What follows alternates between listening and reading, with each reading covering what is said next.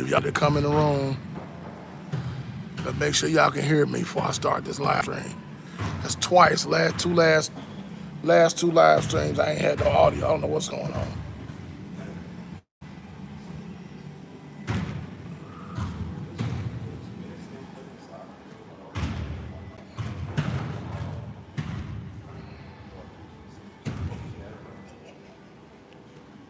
Give y'all a minute to come in the room. Let me know if y'all can hear.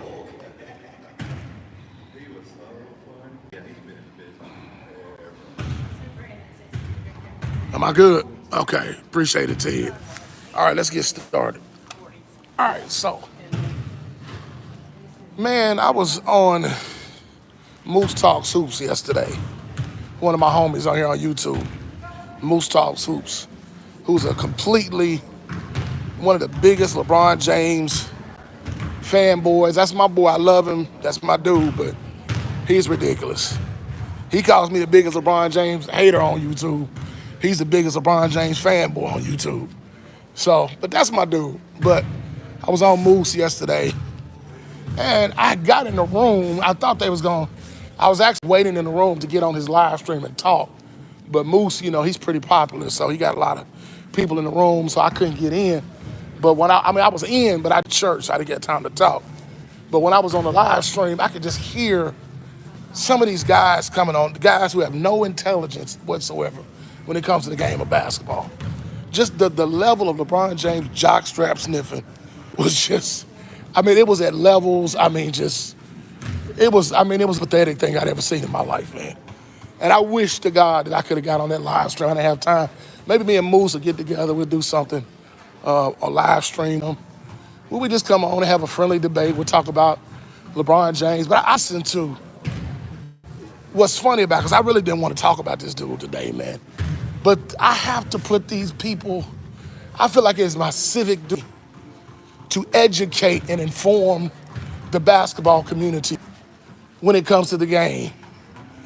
When people just go out of their way, some of the stuff these guys were saying, some of the excuses, some of the reasons why this man is the GOAT was some of the most ridiculous things that I've ever seen.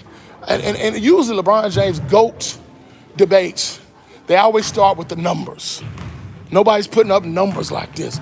Let me make it plain and break it down and tell you the real truth. And I tell you, because sometimes everything is not always as it seems. What's happening, Al Bundy? I see you, man. Now we're gonna talk about the Olympics and all that stuff in a minute. But let's go back. Let's talk about why LeBron James is putting up the numbers offensively, and why you LeBron James jocksters are so enamored with all of the numbers and how he looks so good offensively. Well, let's just look at it like it is. When was the last time that you remember that LeBron James actually played defense in a game? I'm not talking about block here, chase down block here, a steal every now and then. I'm talking about when he was locked down. What's happening with you, Michael Alexander? I see you in the room. I'm talking about when the last time he played one-on-one lockdown defense where he actually stopped somebody. What about, let's talk about that. Huh? Because you can't remember, because he ain't done it in ages. I can even make the argument he ain't played defense since he left Miami. Come on, we're gonna do all this stuff. We're gonna tell half of the narrative. Why don't we gotta tell the whole truth. See, that's why no wonder he's putting up. See, when you don't play defense and you pick your spots and you pick and choose. See, even Curry, even he's out there at least trying to play defense. He's just too small. That's different. When you out, like even Bronny, Bronny trying to play defense. He just can't. He's just too little. But when his daddy's 6'8", 6'9", 250 pounds, I don't want to hear no excuses from you LeBron James fanboys. He ain't played defense. That's why he can save himself. See, I'm going to tell you, it's all strategic. How many times have you seen when the Lakers go back down on the other end of the floor, LeBron James is back on the floor whining and complaining to the referee instead of getting back on defense? Complaining about calls, all this dumb stuff. Oh, I'm good, man. What's good with you, man? You know, how many times have y'all seen that? You know what I'm saying? I don't want to hear all this excuse about what he doing on the offensive end of the floor when he ain't played defense in ages. Man, that dude don't play no defense, man. Come on, man. Come on, Ted, tell the truth. Man, he ain't doing, man, that dude ain't doing nothing, man. So that's why he can preserve himself and put up all these big numbers. And let's talk about the Olympics. Let's talk about the Olympics, since y'all got so much to say about LeBron James in the Olympics. I would tell you, I even came on, humbled myself, came on Moose Talks Hoops, and I said, I'm going to give it. I've been giving it up to LeBron James all week for his performance at the Olympics. Now let's look at why LeBron James is so dominant, why all the other players, why they got to depend on a 40-year-old to save the day, and how he's putting up such great numbers, he's saving the day. He's the hero for the Olympics. For one, LeBron James, this is the last shot, this is the last hurrah, because he knows the Lakers going to get their tails decimated this year. With that inexperienced coach, that bum son of his, he knows. Because he took too much money, they can't sign nobody. He knows the Lakers are in trouble. We all know they ain't gonna make the playoff. I done told y'all this. So he knows that the walls are gonna come crumbling down on him this season. Now let's look at what's happening in the games in the Olympics, what happens on every LeBron James team. When you got one man dominating the ball, bully ball, all that stuff, nobody can really get involved. So everybody just says, you know what, since he want to be selfish, he want to be a narcissist, we just give him the ball, let him get all the numbers. And then y'all talk about how great he has been. He's on the Justice League. Everybody else is doing all the work. They the ones playing all Embiid, them the ones playing all the defense. Now, I don't want to hear it. When you got all the other guys playing all the defense, making it easy for him to get his numbers, when we still have the best talent in the league. We got the best talent in the world, so we should be winning big. But we're not winning big because LeBron James wants it all to be about himself. Come on, let's call it what it is. Y'all want me to give all this credit to LeBron James? I told you, yes, he has been balling, and he looks great out there. But I would too. If I had all this, that's why LeBron James wants to build all these super teams, because he knows that's the only chance he got of winning. Because he can't go out there under pressure. And I got on him yesterday when he was on there talking about, man, I like it when we got competition. No, you don't. You don't want competition, because if you wanted competition, you wouldn't be building all these super teams. So shut up. I don't even want to hear that. Come on, we got to call it what it is. Moose says I'm the biggest LeBron James hater. I'm the biggest LeBron James truth teller on YouTube. That's what it is. And my boy, Sports and Fitness Ranch, y'all laugh at him, make fun of that brother, talk about my man, Charles Trubansky, and all that stuff, call him all these names, say he's a hater, Ticket's a hater, I'm a hater, Carcino's a hater, Too Raw for TV's a hater. Well, y'all got a lot of haters on y'all's list. Anybody who disagrees and tells you, break the game of basketball down, and logically and tell you that when you watch LeBron James, you're missing some things. And one of the biggest things you're missing is that he don't play defense. That's why he's better than most people. That's why at age 40, why he's so efficient on the offensive end, because he don't play no defense. If I'm just standing around, y'all remember when y'all used to play pickup basketball? You used to have that one guy who's cherry picking. Whenever we played pickup basketball, man, we wouldn't pick the guy for the next game. We didn't like it when the dude would do that.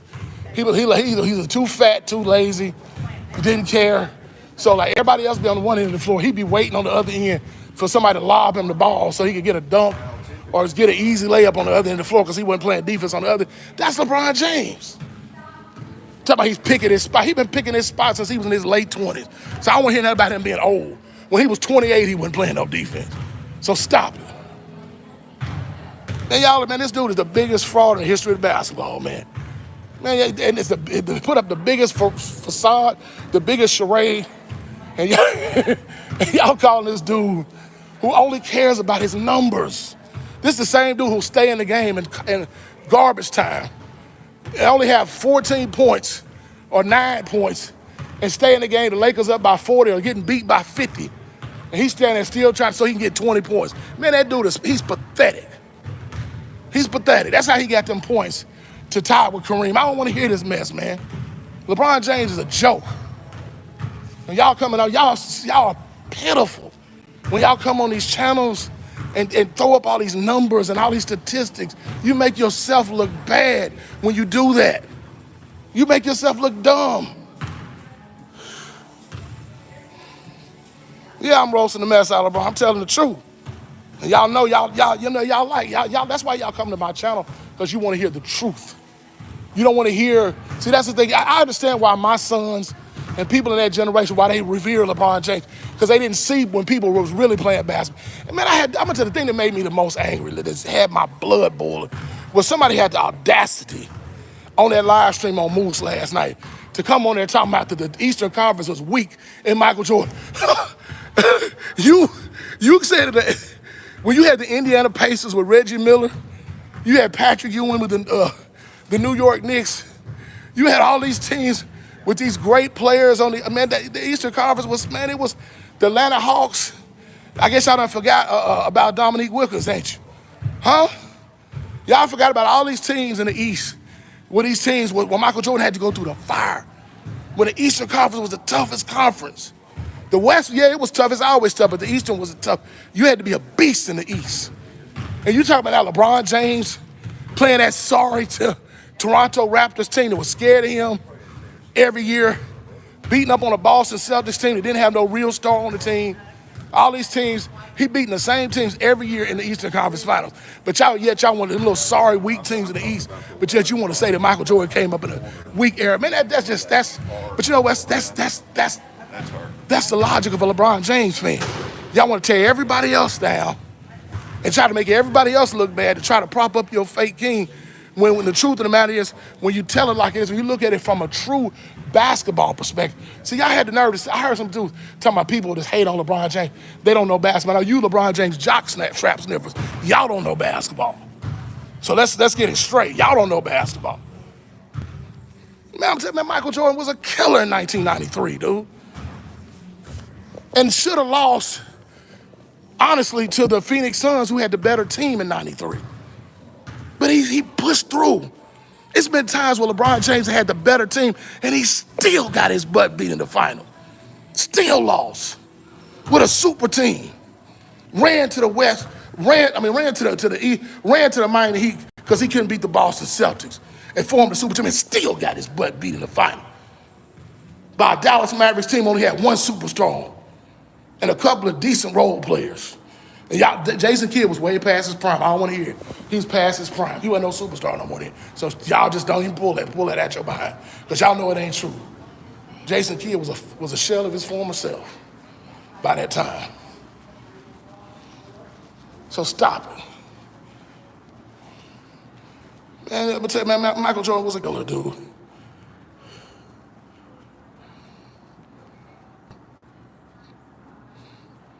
Yeah. Now, he loves praise, but he don't like no criticism. That's why he don't defend his teammates. Man, LeBron James, he's a bum too. That dude, man, he let his teammates take all the heat, take all the criticism, while he just sit back and while people laud over him and tell him he's God on the basketball court. I don't have no respect for no dude like that, man. So y'all can keep on calling this dude a GOAT and better than Jordan, all that stuff y'all want to say. But the proof is in the pudding.